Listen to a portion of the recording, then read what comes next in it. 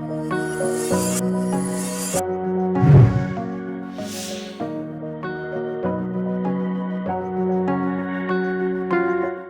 Hello everyone, कैसे हैं आप सभी लोग। मेरा नाम है दीपक और आप सभी का स्वागत है दीपक ग्राफिक हिंदी यूट्यूब चैनल पे। सो आज की इस वीडियो में बात करने वाला हूँ ब्लेंडर के 5 कैमरा ऑप्शन या फिर कैमरा ट्रिक के बारे में जो कि आपको पता होनी चाहिए।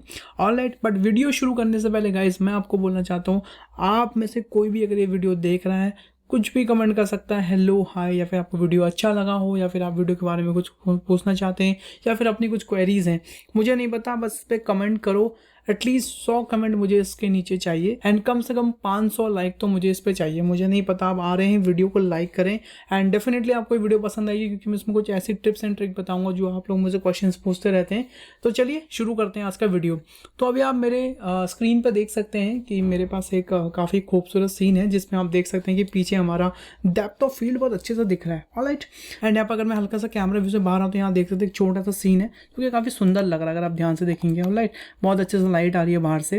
ठीक है, अभी हम ना लाइट के बारे में बात करने वाले, ना हम सीन सेटअप के बारे में बात करें, हम बात करें सिर्फ कैमरा की प्लेसिंग के बारे में कि कैसे आप कैमरा प्लेस कर सकते हैं, कैसे आप कैमरा सेट कर सकते हैं और क्या क्या प्रॉब्लम्स है बेसिकली। सो पहली जो टिप्स है बेसिकली कि how to place your camera या फिर how to set your camera. Alright, जो कि बहुत ज़्यादा डिफिकल्ट पार्ट है, काफ़ी लोगों को समझ में नहीं आता कि कैमरा कैसे सेट किया जाता है। तो चलिए सबसे पहले वही सीखते हैं।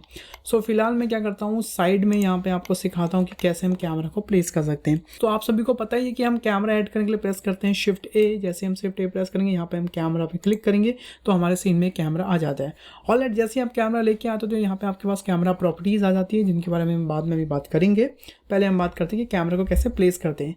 तो यहाँ पे मैं एक ऑब्जेक्ट भी ले लेता हूँ जिसके हम हिसाब से हम कैमरा को प्लेस करेंगे। तो हमने यहाँ पे मंकी ले लिया एंड उसके बाद हम कर लेते हैं हमने कैमरा को सिलेक्ट। तो जब भी आप ब्लेंडर में 0 प्रेस करते हैं तो आप ब्लेंडर में बेसिकली कैमरा व्यू में चले जाते हैं।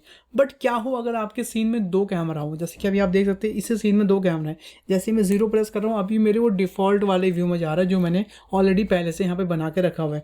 बट हमको इस डिफ़ॉल्ट वाले में नहीं जाना है, हमको इस नए वाले कैमरे में जो हमने नया वाला कैमरा ऐड करा है इसके अंदर हमें जाना है बेसिकली।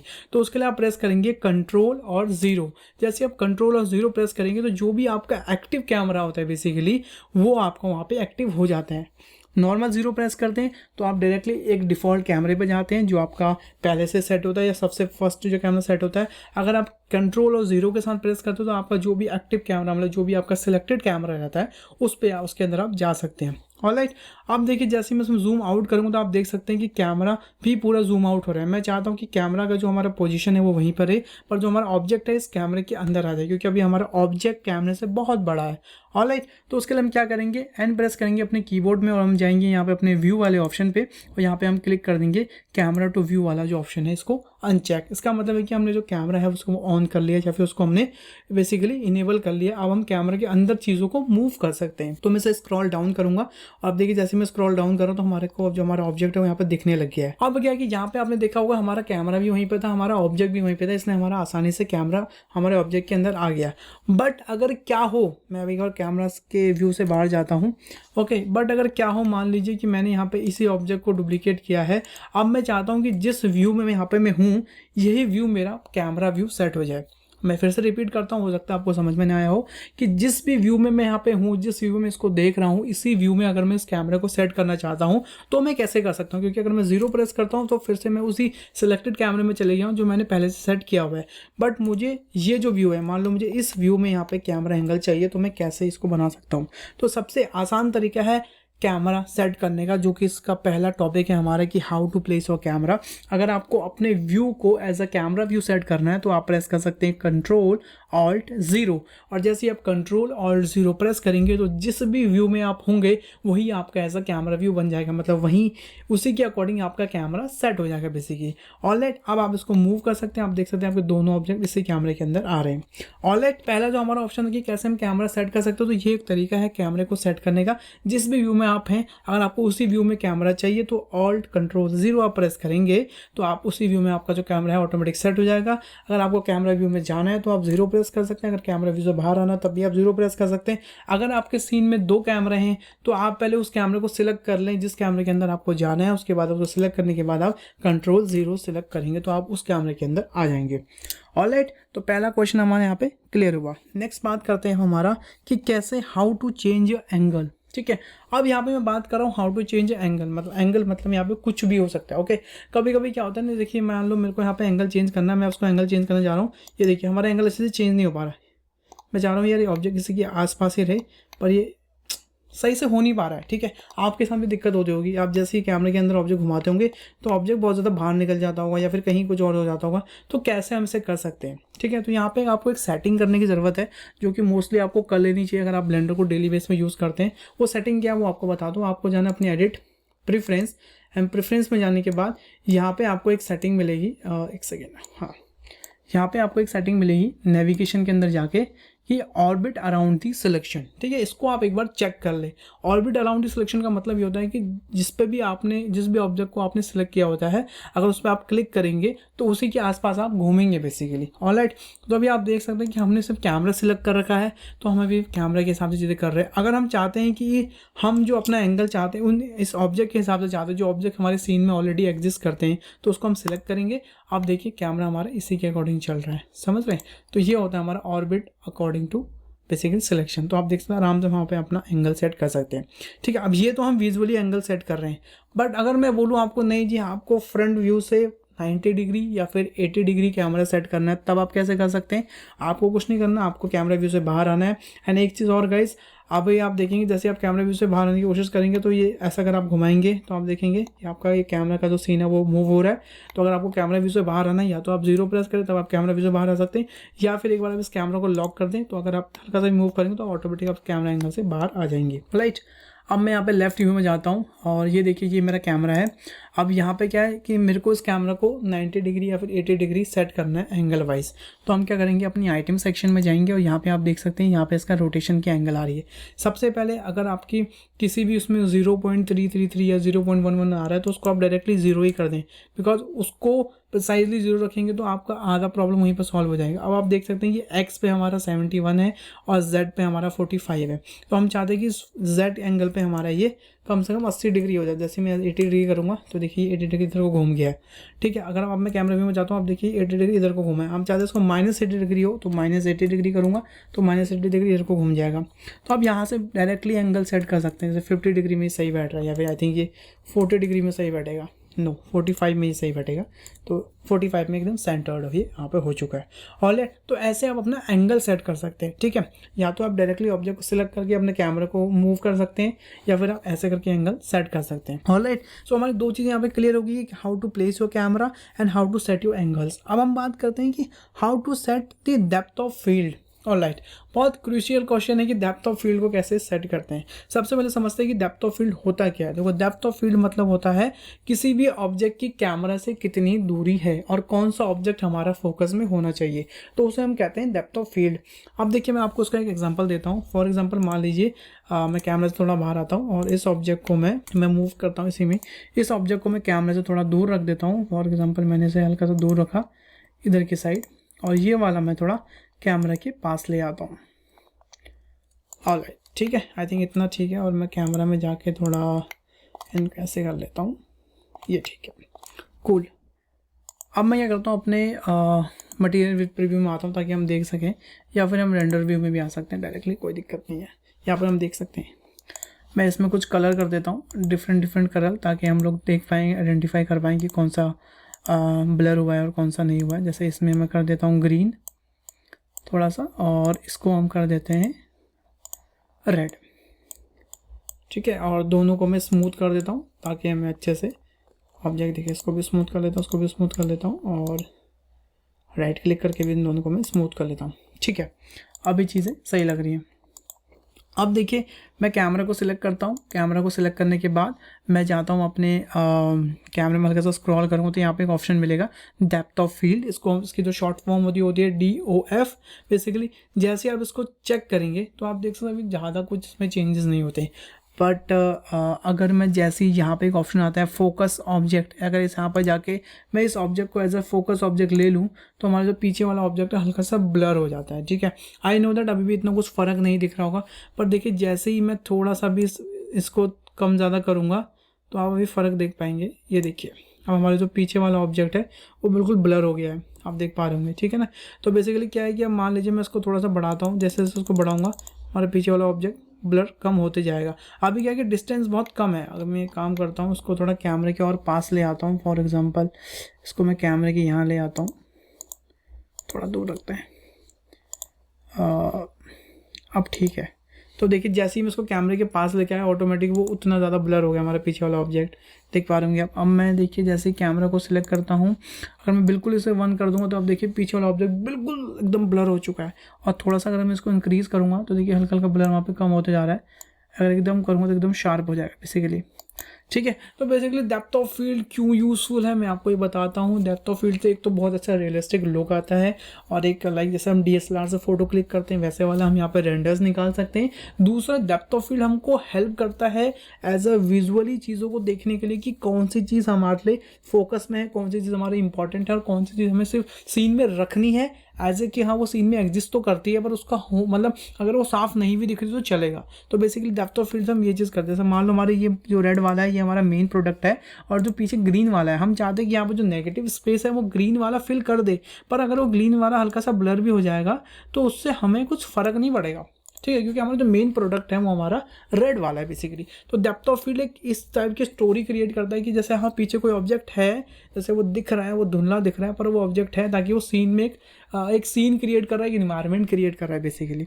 ऑलराइट, तो फिलहाल डेप्थ ऑफ फील्ड का बेसिकली ऐसे यूज़ कर सकते हैं। काफ़ी लोगों को नहीं पता कि हम कैसे वो DSLR और इफेक्ट क्रिएट कर सकते हैं, तो इससे आप कर सकते हैं। बिल्कुल बेसिक एकदम लेम लैंग्वेज में मैंने आपको कोशिश करी है समझाने की। एंड नेक्स्ट टिप पर बढ़ते हैं कि how to set the focal length. अब मैं बात करता हूँ फोकल लेंथ पहले होती क्या है, बिकॉज आई डोंट नो कि कितने लोगों को पता है कि फोकल लेंथ क्या होती है, ठीक है। फोकल लेंथ बेसिकली जैसे मैंने बोला ना भी डेप्थ ऑफ फील्ड क्या होता है कि किसी भी ऑब्जेक्ट के बीच में कितनी दूरी है, जो जितना दूर होगा उतना वो बेसिकली ब्लर कर देता है। वैसे ही फोकल लेंथ को भी अगर मैं बिल्कुल आसान शब्दों में बताऊँ, मैं टेक्निकल नहीं जा रहा, एकदम कैमरा वाली क्लासेस नहीं पढ़ा रहा हूँ मैं, बिकॉज फोकल लेंथ के लिए मैं सोच रहा हूँ कि एक नया वीडियो लाऊंगा जिसमें आपको फोकल लेंथ और ये ISO, एपर्चर, शटर स्पीड ये सब समझाऊँ।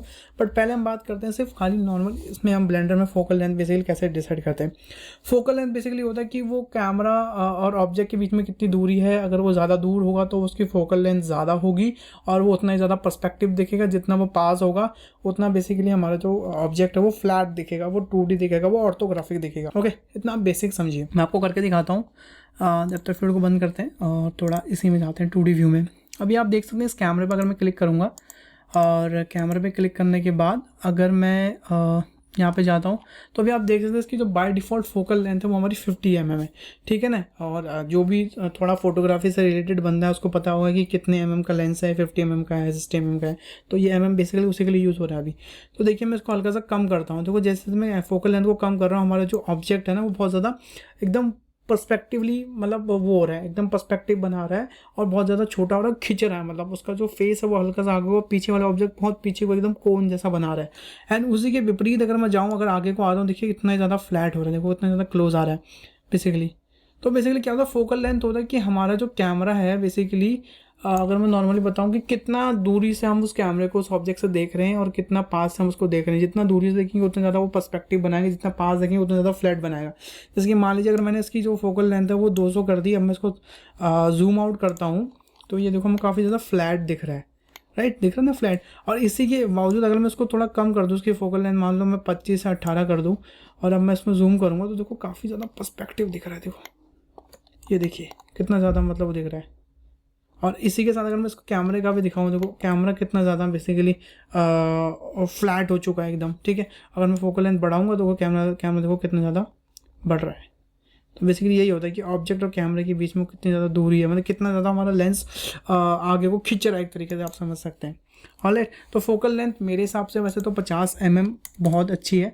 50 लाइक जो मेनली हमारी जो फ़ोन्स की जो होती है फोकल लेंथ हमारी 35 से 50 mm के बीच में होती है। जो हमारे पास फ़ोन होते हैं बेसिकली उनके जो कैमरा की जो फोकल लेंथ होती है वो 35 से 50 के रेंज में होती है। और focal length according to requirement change होती रहती है, तो आप चेंज कर सकते हैं। बट बाय डिफ़ॉल्ट 50 है, बहुत अच्छा काम करती है, कोई दिक्कत नहीं है 50 फोकल लेंथ में भी। बट कभी कभी अगर आप अच्छा रिजल्ट चाहते हो तो आप 70 कर सकते हैं। वैसे अगर नॉर्मल हमारे फ़ोन्स के जो कैमरा होते हैं वो 35 से 50 के बीच में ही होते हैं। ऑलराइट, तो ये क्वेश्चन भी हमारा क्लियर हुआ। लास्ट बट नॉट लीस्ट जो एक बहुत मेजर प्रॉब्लम है कि how to fix the camera clipping problem. तो बेसिकली कैमरा क्लिपिंग प्रॉब्लम क्या होती है वो मैं आपको समझा देता हूँ, बिकॉज कैमरा क्लिपिंग एक बहुत ज़्यादा एक प्रॉब्लम हो गई है जो लोगों को मॉडलिंग करते टाइम बहुत दिक्कत देती है। ठीक है, तो मैं उसको समझाता हूँ आप उसको कैसे फिक्स कर सकते हो। ऊपर मैंने ऑलरेडी वीडियोस बना रखी हैं, पर फिर भी हम कैमरा के बारे में बात करें तो इस टॉपिक के बारे में हम बात कर लेते हैं। तो बेसिकली कैमरा क्लिपिंग क्या होता है, अगर मान लीजिए इस ऑब्जेक्ट में मैं हल्का सा जूम करता हूँ, जैसे मैं जूम करता हूँ देखिए हमारा जो ऑब्जेक्ट है वो यहाँ पर कटना शुरू हो गया है। अगर मैं मॉडलिंग कर रहा हूँ या कुछ भी करूँगा तो अब मैं यहाँ पे इसके एडिट मोड में जाता हूँ तो मेरे को मेरे ऑब्जेक्ट बेसिकली दिख नहीं रहा सही। देखो ऑब्जेक्ट हमारा कटना शुरू हो गया। ठीक है, अब इसे हम कहते हैं कैमरा क्लिपिंग। जैसे हम थोड़ा सा ऑब्जेक्ट की जूम करते हैं तो हमारा कैमरा उस ऑब्जेक्ट के अंदर स्पेयर कर जाता है। इसका मतलब है कि अगर कैमरा हमारे ऑब्जेक्ट के अंदर घुस गया तो उसके बाद वो हमें चीज़ खाली दिखाएगा, सिर्फ हमें फिर ऑब्जेक्ट नहीं दिखाएगा। तो बेसिकली इसका आसान सा तरीका कुछ नहीं है, आपको अपने व्यू वाले सेटिंग में जाना है और यहाँ पे ऑप्शन आता है क्लिप स्टार्ट। इसको आपको कर देना है 0.001 और उसके बाद आप देखें अगर इसको कितना भी जूम करेंगे आप आराम से आपका जो कैमरा क्लिपिंग है वो यहाँ पे फिक्स हो गई है। ऑलराइट, वैसे ही कैमरा एंड में भी ऐसे होता है। अगर आप इसको एंड करके तो देखिए यहाँ पे हमारा सीन गायब होते जा रहा है, ये देखिए। ठीक है, अगर आप चाहते हैं कि हम जूम आउट करें हमारा सीन गायब ना हो तो आप यहाँ से देखिए, जैसे यहाँ पे 1000 पे है अभी, अगर मैं इसको 10,000 कर दूंगा तो हमारा सीन देखो फिर से दिखने लग जाएगा। तो ये बेसिकली हमारा कैमरा क्लिपिंग होती है, जो काफ़ी ज़्यादा प्रॉब्लम तब करते हैं जब हम चीज़ों को जूम करके देखते हैं तो हमारा ऑब्जेक्ट कटने लग जाता है। ऑलराइट, तो ये हमारी 5 चीज़ें थी जो कैमरा जब भी आप सेट करते हैं बेसिकली तब आपको पता होनी चाहिए कि आप कैमरा कैसे सेट कर सकते हैं और क्या क्या चीज़ों को ध्यान रखना है आपको कैमरा सेट करने में, जो भी आपको प्लेसिंग में दिक्कत आती है, जो भी चीज़ें आती हैं। अब बात करते हैं इस सीन के बारे में। बेसिकली आप देखिए, अगर अभी मैं यहाँ पे सीन देख रहा हूँ तो हमको इस कैमरा का बाउंडिंग बॉक्स भी दिख रहा है और कैमरा के बाहर भी चीज़ें दिख रही हैं। ठीक है, पर जैसे ही मैं रेंडर व्यू में जाता हूँ तो मेरे को सिर्फ खाली कैमरा के अंदर का सीन दिख रहा है, कैमरा के बाहर का सीन नहीं दिख रहा। काफ़ी लोगों को ये भी क्वेश्चन होता है सर ये कैसे आप हम लोग करते हैं। तो कुछ नहीं है, आपको कैमरे को सिलेक्ट करना है। जैसे हमारा एक कैमरा है तो इसमें कुछ बड़ी चीज़ नहीं है। जैसे अगर मैं दोबारा यहाँ पे आपको दिखाता हूँ, जैसे अगर मैं इसको इनेबल कर दूंगा फुल तो सिर्फ हमारा इतना ही दिख रहा है कैमरा, ये देखिए सिर्फ कैमरा के अंदर दिख रहा है। अगर मैं इसको पूरा 0 कर दूंगा तो हमको पूरा सीन यहाँ पे विजिबल होने लग जाएगा।